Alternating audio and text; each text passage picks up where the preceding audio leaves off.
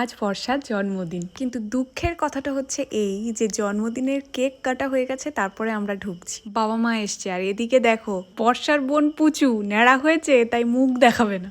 খুব সুন্দর করে সাজিয়েছিল, বাচ্চারা খেলা করছে, এদিক ওদিক করতে গিয়ে ছিঁড়ে দিয়েছে। আমরা একটু ছবি তুলবো বলে ঠিক করার চেষ্টা করছিলাম।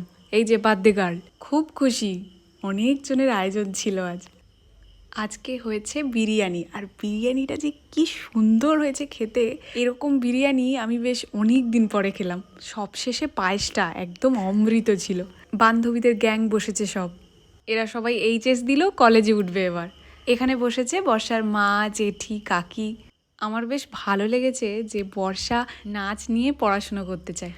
খাওয়ার পরে পুচুর সাথে একটু খেলা করছি, ভারী মিষ্টি একটা মেয়ে। বর্ষার জন্মদিনে কি কি উপহার পেলো আর আমি কি দিলাম কাল তোমাদের সঙ্গে শেয়ার করব। চলো সবাই ভালো থাকো, আজকে তাহলে আসি, দেখা হচ্ছে কাল।